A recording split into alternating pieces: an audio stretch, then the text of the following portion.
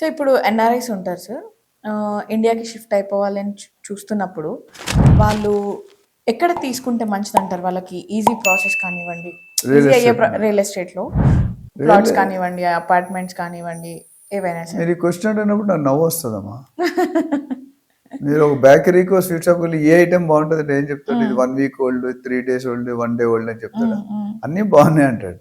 So real estate anywhere it's going to be gold man. కొద్దిగా rate of appreciation కొద్దిగా తేడా ఉండొచ్చు particular area బట్టి. ఏదైతే లొకేషన్ గత 10 సంవత్సరాలుగా చూసుకుంటే ఎలా డెవలప్ అయింది, ఏమేమి డెవలప్ అండ్ నెక్స్ట్ 10 years ఏమి రాబోతుంది అనేది చూసుకోవాలి. అవును, అమెరికా ఎన్ఆర్ఐస్ బయటకు వెళ్ళినప్పుడు వాళ్ళకి ఇండియాలో ఏమవుతుందో హైదరాబాద్లో ఏమవుతుందో తెలియకపోవచ్చు. అంత టైం ఉండదు. వాళ్ళంతా డాలరు ఎవ్రీ మినిట్ డాలరే కనిపిస్తుంది. వాళ్ళు వెళ్ళిందే పర్పస్ అది.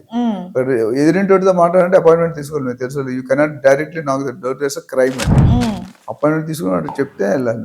ఇండియాలో అది లేదు. సో అది అక్కడ డబ్బులు వస్తాయి కాబట్టి ఇవన్నీ టాలరేట్ చేస్తారు.